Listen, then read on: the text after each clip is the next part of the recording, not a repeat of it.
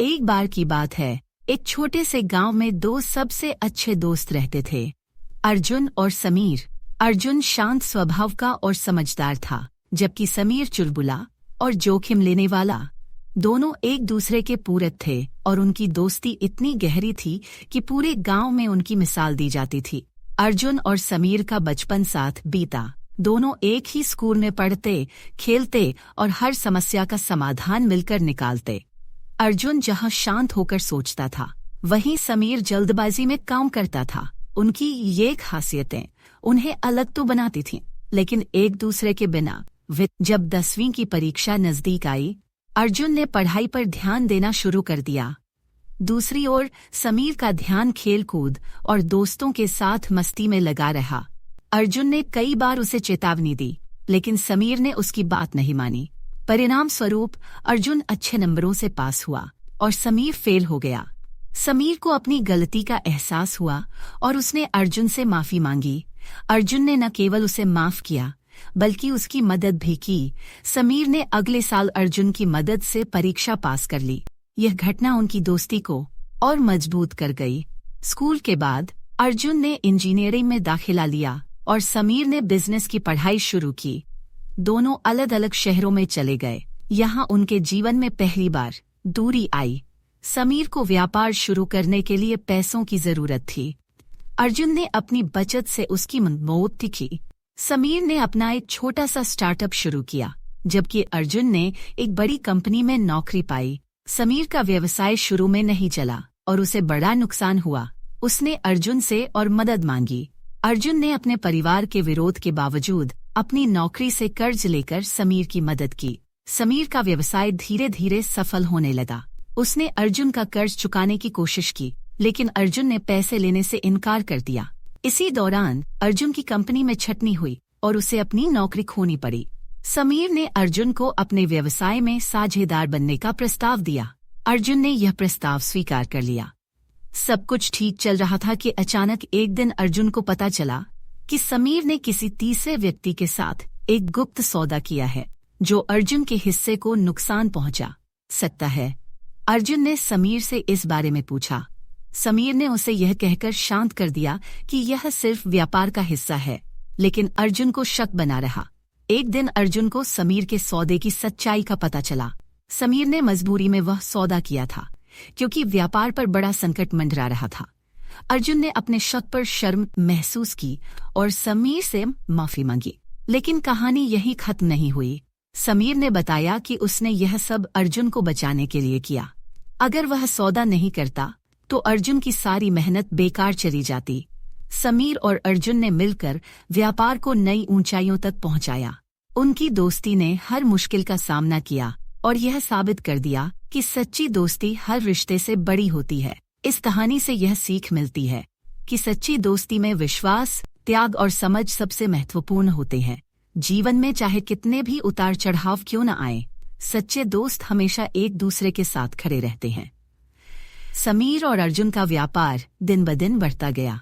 उन्होंने नई तकनीक और ट्रेंड्स को अपनाकर अपने बिजनेस को देश के सबसे सफल स्टार्टअप्स में शामिल कर दिया। लेकिन सफलता के साथ साथ नई चुनौतियां भी आईं। व्यवसाय बढ़ने के साथ दोनों दोस्तों के बीच मतभेद होने लगे।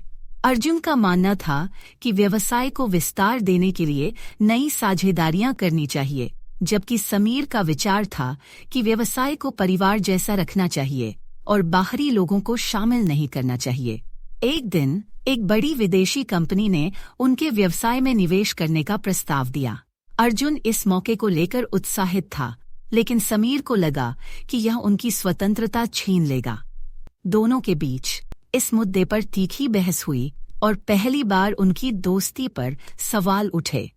इस बहस के बाद समीर ने अर्जुन से अलग होने का फैसला किया। अर्जुन ने भी यह सोचा कि शायद यह दूरी उनके लिए बेहतर होगी। दोनों ने अपने हिस्से के अनुसार व्यवसाय को बांट लिया। अर्जुन ने निवेश स्वीकार कर लिया और अपनी अलग शाखा शुरू की, जबकि समीर ने अपने मूल व्यवसाय को छोटे स्तर पर बनाए रखा। अब अर्जुन और समीर के व्यवसाय प्रतिस्पर्धी बन गए। अर्जुन की कंपनी बड़ी हो गई, लेकिन उसके काम में वही व्यक्तिगत स्पर्श और अपनापन नहीं रहा जिसके लिए वह पहले जानी जाती थी। वहीं समीर का व्यवसाय छोटा रहा, लेकिन उसकी ग्राहकों के साथ करीबी और भरोसेमंद छवि बरकरार रही। एक दिन एक बड़ी परियोजना के लिए दोनों कंपनियों ने बोली लगाई। अर्जुन की कंपनी ने अपनी विशाल टीम और संसाधनों के बल पर इसे लगभग जीत लिया, लेकिन समीर ने अपनी चतुराई और व्यक्तिगत संबंधों से अर्जुन को हरा दिया। यह घटना अर्जुन के लिए बहुत बड़ी हार थी। समीर और अर्जुन की व्यक्तिगत जिंदगी भी इस प्रतिस्पर्धा से प्रभावित हुई। अर्जुन का परिवार उसे समीर के खिलाफ और अधिक कड़ा रवैया अपनाने के लिए उकसाने लगा, जबकि समीर के परिवार ने उसे अर्जुन से पूरी तरह संबंध तोड़ने की सलाह दी। हालांकि अर्जुन और समीर के दिल में एक दूसरे के लिए अब भी सच्चा सम्मान और प्यार था, लेकिन अहंकार और दूसरों के प्रभाव ने उन्हें मिलने नहीं दिया। इसी बीच एक आर्थिक मंदी ने दोनों कंपनियों को बुरी तरह प्रभावित किया। अर्जुन की बड़ी कंपनी को भारी नुकसान हुआ क्योंकि उसका खर्च बहुत अधिक था। दूसरी ओर समीर की कंपनी भी संघर्ष कर रही थी, लेकिन उसके सीमित आकार के कारण वह नुकसान को संभाल पा रही थी। अर्जुन को एहसास हुआ कि बड़े पैमाने पर काम करना उतना आसान नहीं है जितना उसने सोचा था। उसे समीर की व्यावसायिक सोच की समझ आई। इसी तरह समीर ने महसूस किया कि अगर उसने अर्जुन के साथ साझेदारी जारी रखी होती तो वह भी इस संकट से बेहतर तरीके से निपट सकता था। एक दिन अर्जुन ने पहल करते हुए समीर को फोन किया। उसने समीर से अपनी गलतियों के लिए माफी मांगी और कहा, शायद हम दोनों ने अलग रास्ते चुनकर गलती की, हमें फिर से साथ काम करना चाहिए। समीर पहले तो हिचकिचाया, लेकिन फिर उसे भी एहसास हुआ कि उनकी दोस्ती और साझेदारी ही उनकी सबसे बड़ी ताकत है।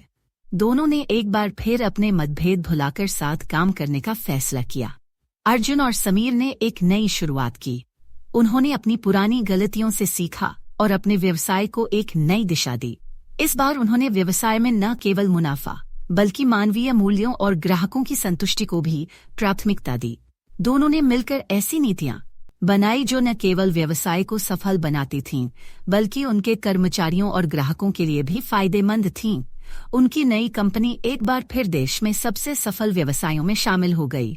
अर्जुन और समीर की दोस्ती ने यह साबित कर दिया कि सच्चे दोस्त चाहे कितने भी दूर चले जाएं, समय आने पर वे फिर से मिल सकते हैं। उनके रिश्ते ने दिखाया कि मतभेद, अहंकार और कठिनाइयां दोस्ती को तोड़ नहीं सकतीं। अगर दिल में सच्चाई और समझदारी हो, उनकी कहानी पूरे देश में एक मिसाल बन गई। आज भी लोग कहते हैं, अर्जुन और समीर की तरह दोस्ती करो जो हर तूफान का सामना कर सके।